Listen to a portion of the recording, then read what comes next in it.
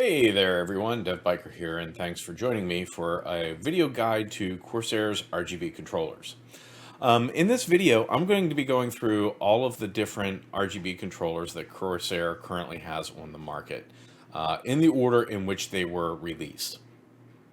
Now, I'm not going to get into the different fans, there's many, or the various AIOs, and there's many of those too. Just the individual RGB controllers.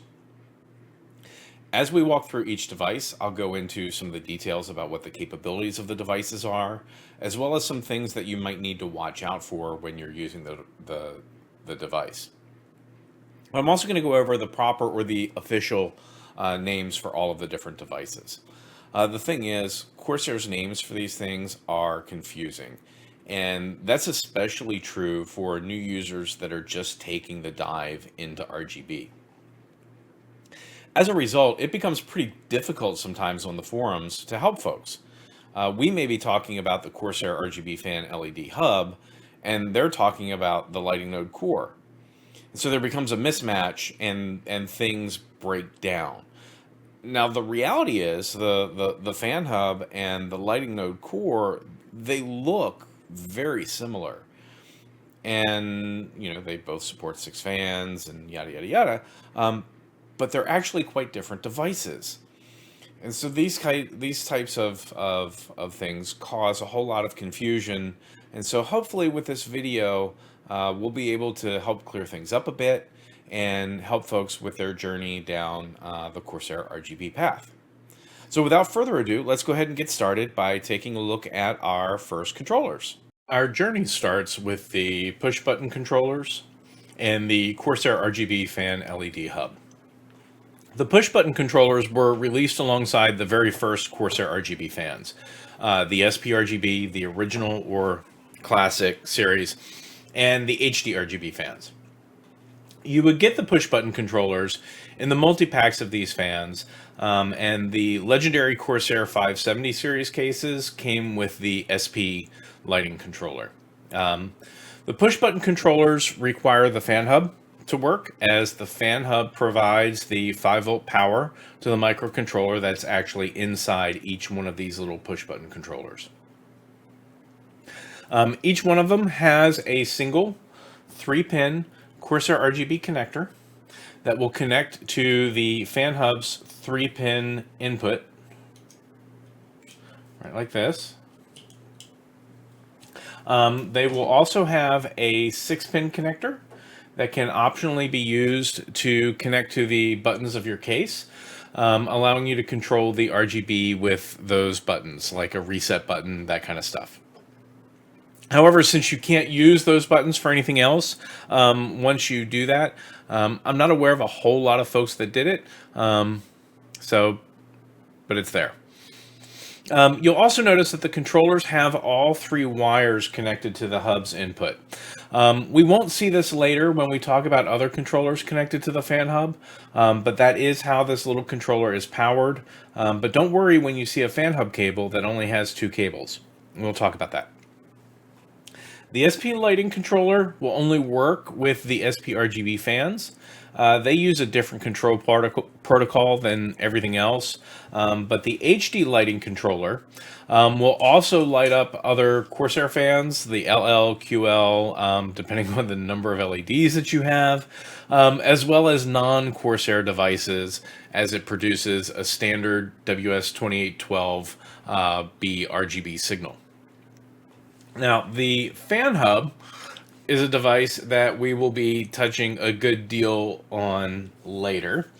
The fan hub, Corsair RGB Fan LED hub, has a SATA power connector, and then 6 4-pin Corsair RGB fan headers, and 1 3-pin Corsair RGB channel header that is used for input from either the push button controllers or other controllers like the Commander Pro and the Lighting Node Pro that we will talk about in a minute.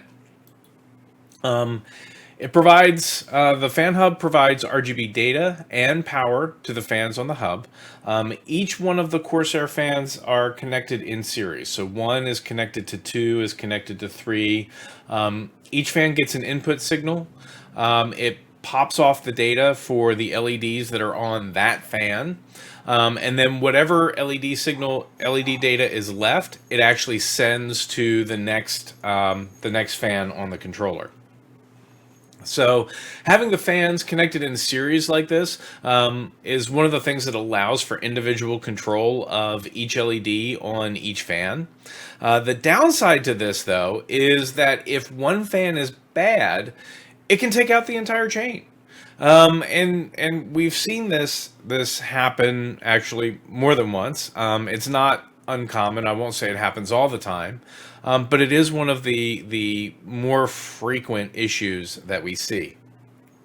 So what you have to realize is, with any of the Corsair fans, if they are connected to the Corsair RGB fan LED hub, that not only do they need to light up, but they also need to light up the next fan in the chain. And so when you're testing the fans, make sure you do that. You need two fans to test.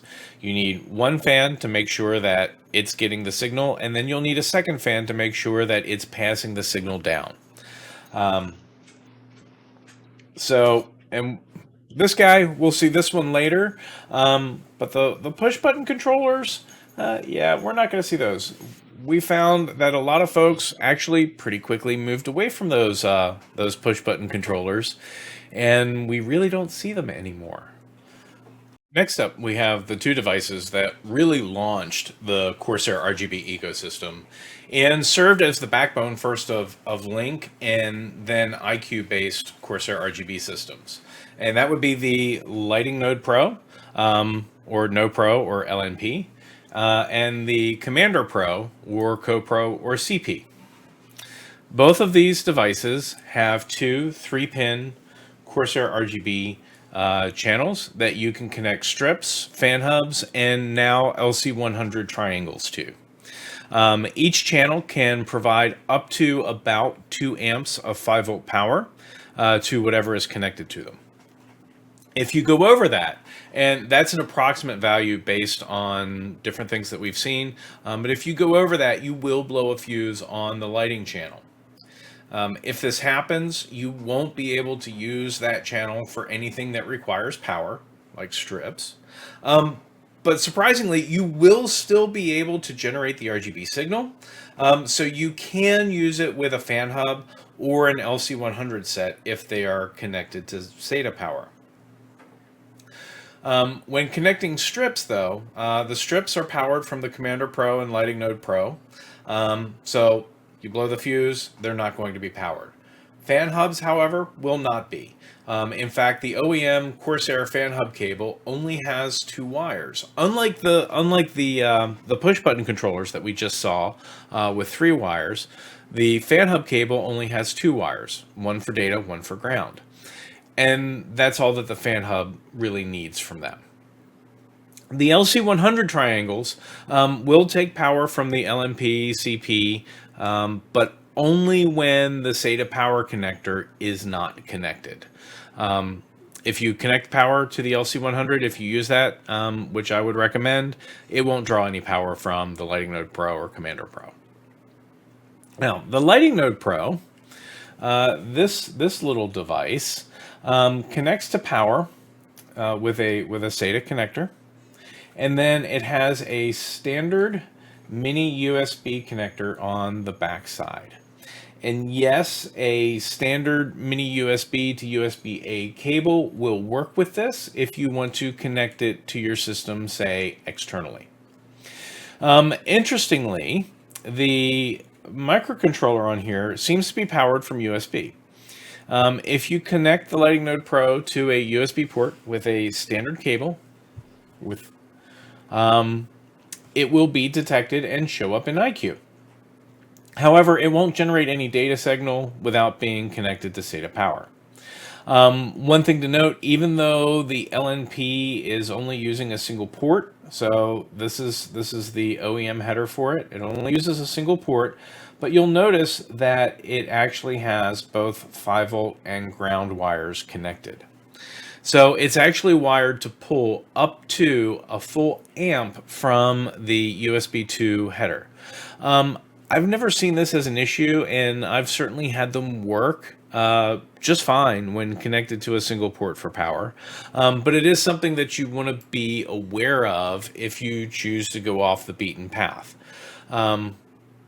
But even though it's wired for that full amp, I'm not sure it's actually going to pull all of that.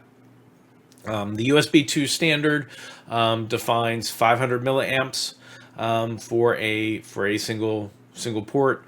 And I don't know if that's a problem or not.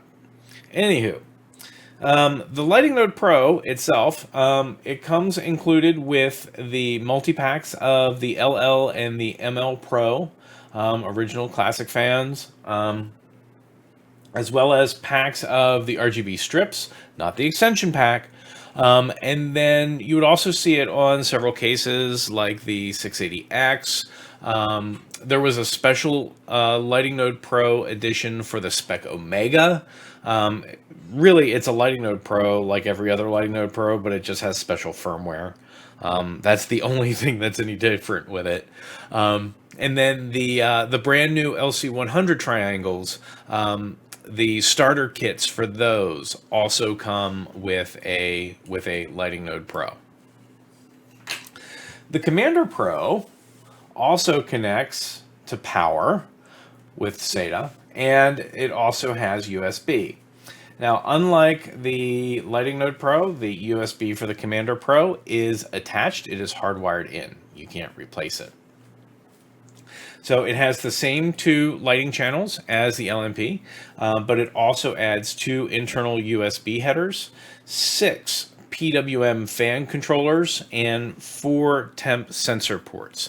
Now, let me back up there for a second. I said these were PWM fan header ports, and they're 4 pins, and they support PWM. These also support DC or 3-pin fans as well. So I wanted to make sure that I put that out there. The internal headers, the internal USB headers are, at least as far as I can tell, unpowered. They worked pretty well when the CoPro first came out, but we've seen a lot of issues with them on various systems, really starting around the Kaby Lake Z390 era. What I typically do is I typically suggest folks get a powered internal USB hub instead of relying on these USB headers on the Commander Pro. If you do want to use them, just be aware that there are sometimes issues with things disconnecting, and I really think it has to do with a lack of power. Things like I've never had issues with power supplies being connected. So if you have one of the i-series Corsair PSUs, that should be fine. Needless to say, a PSU is self-powered. But other than that, these days I typically, sadly, kind of steer clear away from using these because they don't seem to get enough power.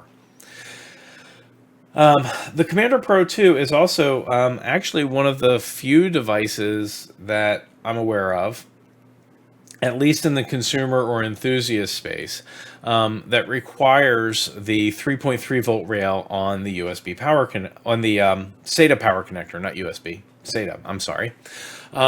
So this probably doesn't seem like a big deal. I mean, after all, 3.3 volts is part of the spec. It also means that the Commander Pro won't work with a Molex to SATA power adapter if you are using one of those things. If you are using one of those things, please don't. Take it out, get a real SATA connector. But if you do happen to be using those, you can't use it with the Commander Pro. Because Molex doesn't provide that 3.3 volt power, and the Commander Pro uses that to power the MCU, or microcontroller. What this also means, though, is that you may have some issues with some PSUs, and we haven't seen this for a while. We saw a little spate of it at one point in time, There are some PSUs that implement the power disable feature in the SATA 3.2 Plus and 3.3 specs. It's not something that I've seen a lot of lately out on the forums, but it is something that you want to be aware of. I don't think that spec actually wound up, that power disable feature actually wound up being very popular, so that's a good thing. I just wanted to throw that out there. Now, the 4-pin PWM fan connectors, as I mentioned before, will control both PWM and DC fans. And it will attempt to auto-detect them. Try not to let it do that if you can. Go into iCUE and set the fan type on each port. You can set them specifically to 3-pin, 4-pin, or not connected. The auto detect, we've seen issues with the auto detect, particularly when you have 3 or more fans split from a single port, particularly if they are DC fans. When this happens, what we've seen is that it will blow out the fan port, and you'll lose the ability to control fan speed. That's one of the reasons why you'll see on the forum we typically suggest only no more than 2 fans on a single port on the Commander Pro. But we've also had reports of users that have gone in there and manually configured them for PWM, DC, kind of bypassing that whole detection thing, and run them run them quite well for a long time with 3 fans on a single port. Your mileage may vary. Take that as a warning. That's kind of what it is. The 4 temp sensors on the Commander Pro can use any standard 10K thermistor. It comes with 4 of them in the box. They're little wires with little yellow tabs on them. Let's see if I have one over here. And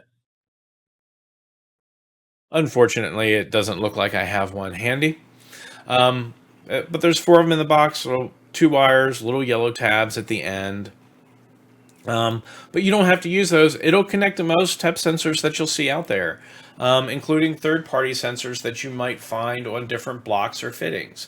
The Corsair Hydro X stuff comes with temp sensors that connect right to a Commander Pro, but you can use them from a large number of vendors, and I have quite successfully.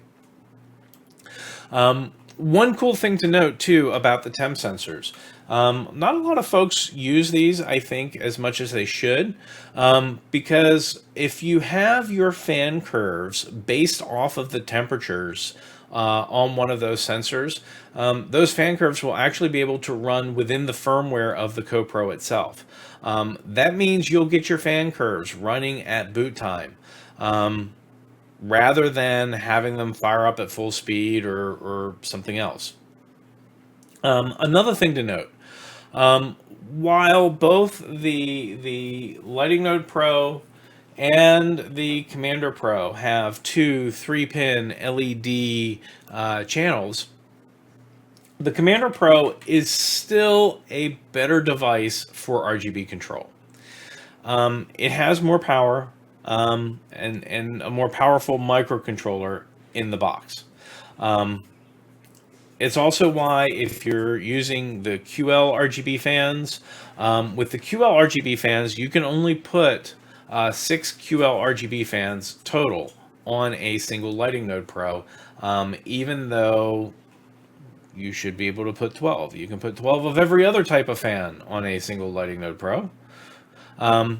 But you can't do that with the Lighting Node Pro, because you can't do that with QL fans in the Lighting Node Pro, because the Lighting Node Pro's MCU can't keep up. The CoPro's MCU, however, is more powerful and can easily handle having both channels loaded up with 6 QL RGB fans. So keep that in mind too when trying to decide between CoPro or Lighting Node Pro, what you connect your fans to, that kind of stuff.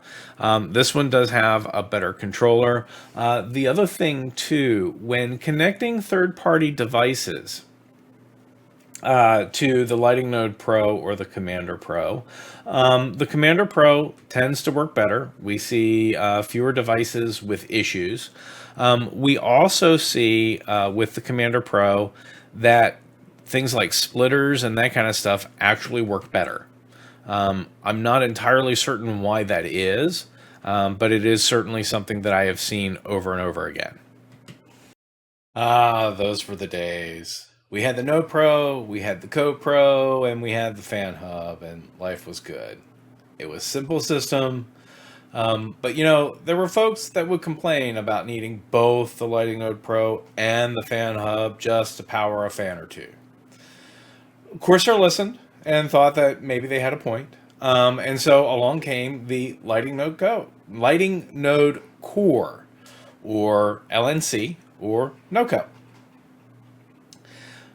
The Lighting Node Core was initially released with the SP Pro RGB fans.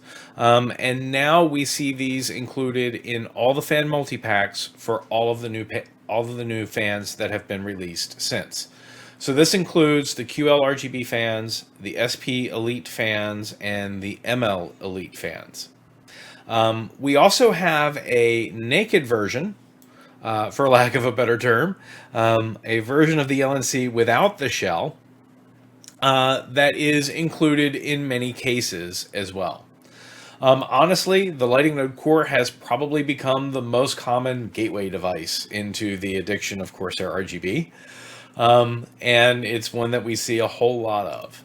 So essentially, the device itself, the Lighting Node Core, is a single Lighting Node Pro channel, just one channel, combined with a Corsair RGB fan LED hub in a single device. The Lighting Node Core even uses the same microcontroller, an ARM Core M0 from NXP Semiconductors, as the Lighting Node Pro. Just like the fan hub, it supports up to 6 fans connected in series. And just like the fan hub, each fan is connected to the next one, to the next one, to the next one. So it's very similar to the fan hub. And that's really where the confusion started. And it doesn't help that some of the Lighting Node cores are actually labeled RGB hub, but not all of them are. This is another Lighting Node Core shell. I don't know what this came out of, right? But because I've got a few of them. But this doesn't have RGB hub on it, and this one does.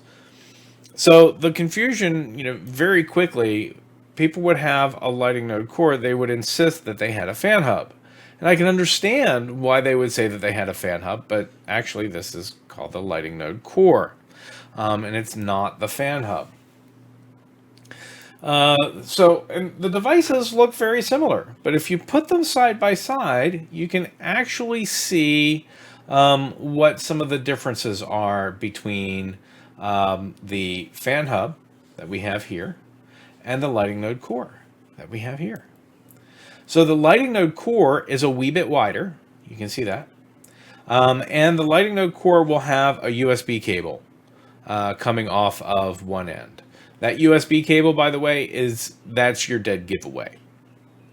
The sequence of ports, though, you'll notice is also different. So while this starts 1, 2, 3 on the left side, they're backwards and different. You really can't, yeah.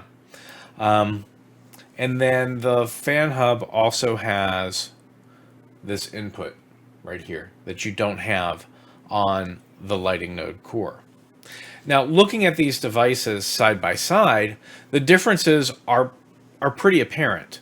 But if you don't have both of them, it's very confusing, particularly when you're just getting started in RGB.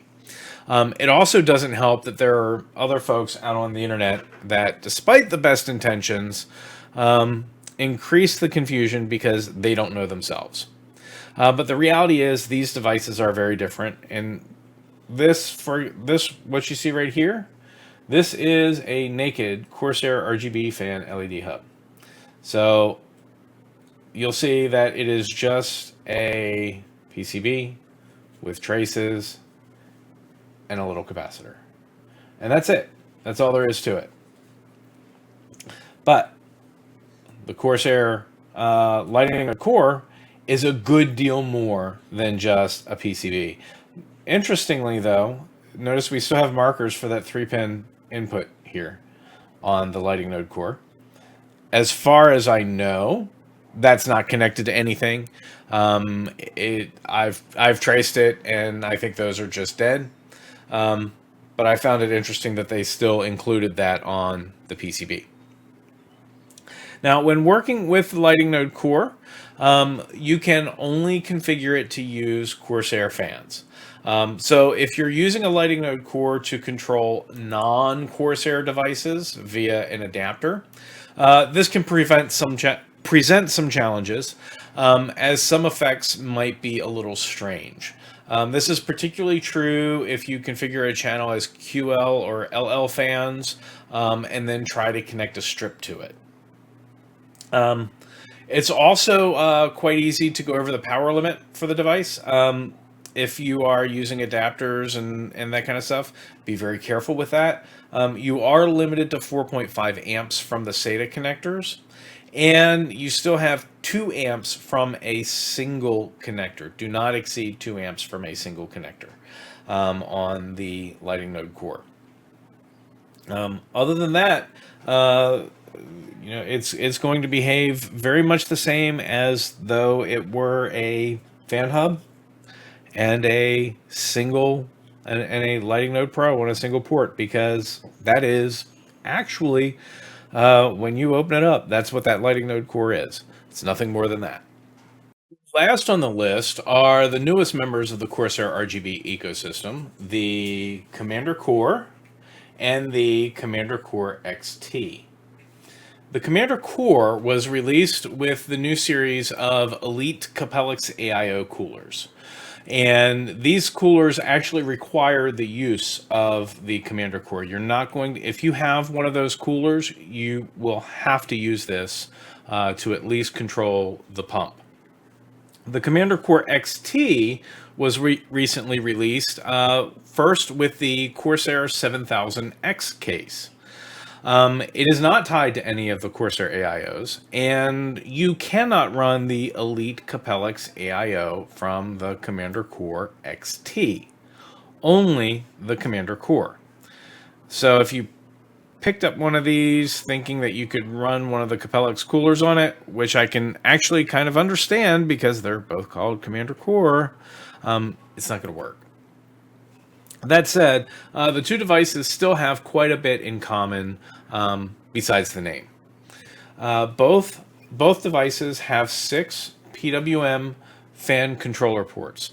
Now these ports only support PWM fans. They do not support 3-pin DC mode fans. You can plug in those 3-pin DC mode fans, and they'll work and they'll spin, but you won't be able to control the speed. They will always run at full speed, which is probably not what you would want to have happen. Both of these also have a USB connection for control by iCUE. They both have SATA power, and they both also have 6 4-pin, there we go, 6 4-pin RGB connectors. Helpfully labeled RGB hub. I'm not even going to touch that with the fan hub and that kind of stuff, but that's what they're called, RGB hub. Now, the fan headers on both of these devices are independent of each other, unlike what we see on the fan hub and the lighting node core, where the fans are in series. The design of the commander cores and the fact that each of these ports actually operates in parallel rather than in series allows for a couple of things that we didn't have with the fan hub or the lighting node core. First, you can have multiple fan types across the fan ports. There's no problem mixing LL and QL fans on the same commander core. Previously, with the lighting node core and the lighting node pro and the fan hub, you could put them on the same channel and they'd work, but you wouldn't be able to control them as the native fan that they were. So with the commander core and the commander cores, you can now do that. Second, iCUE now has an auto detection feature for the connected fan type. And it does this by sending an RGB signal to the fan and looking for the return signal. This tells the controller how many LEDs are there on the fan, and from there, the fan can automatically be selected. If, however, you have a fan that doesn't have a return signal, like remember we were talking about fans going bad and not having that return data signal, you can still manually set the header for that type of fan, and it will work. This functionality was introduced in the Commander Core firmware version 2.6.201 and iCUE version 4.16. The Commander Core XT had this functionality from the start when it was initially released with the 7000T. If you want to use non-Corsair devices, if you want to control them from the fan ports on the Commander Core, you will need to have the latest version of the firmware for the Commander Core, and you will have to configure that port manually because the return signal isn't going to work quite right. However, you are limited to a maximum of 34 LEDs, which is the number of LEDs that are on a QL series fan, and you'll only be able to configure something that's connected to one of the RGB fan ports as an RGB fan. So if it's a strip or something like that, certain effects may look weird. Now, from that, from what they have in common, they all diverge a bit. So both of these do have a temp sensor for the 10K sensor, as we've already seen on the Commander Pro. The Commander Core only has one, but the Commander Core XT has two of them, temp 1 and temp 2.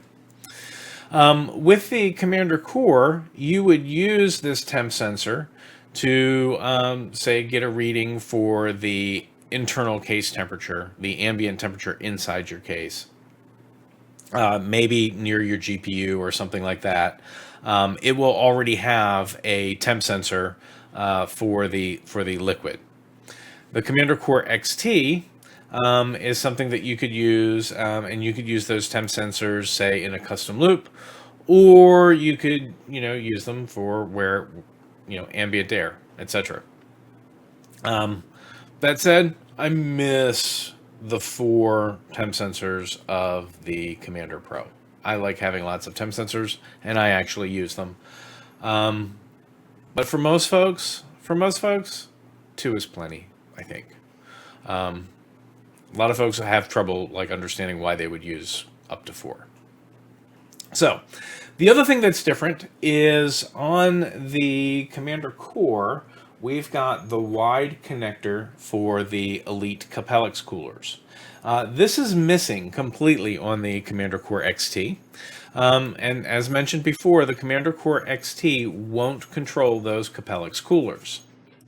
The Commander Core XT, however, does have this ID port. And until recently, that ID port was a mystery. We didn't know what it was.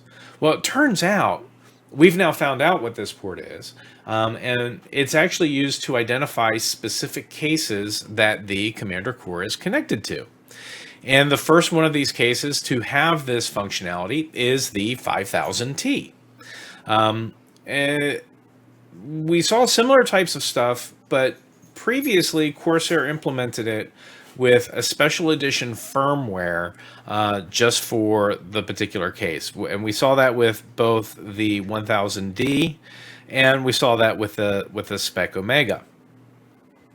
Now, instead, they're just using this ID port, which will be like in the 5000T, connected to a controller on the case that will identify the case to the Commander Core XT, and we won't need a special edition of firmware or anything else, which I think is really cool. The other thing that the Commander Core XT has that we don't see on the Commander Core Capellix edition is one single 3-pin RGB channel. And so this is the same channel that you would use for strips, HydroX, LC100. You could use it for, well, you could use it for a fan hub too. You could plug in a Corsair RGB fan LED hub and configure that for up to 6 fans, and that would work. Anything that you can use a 3-pin Corsair RGB channel for, you can put on the Commander Core XT. Finally, the Commander Core XT is the first of the Corsair controllers that includes a magnetic base for attaching to the case. No more is that super sticky tape required.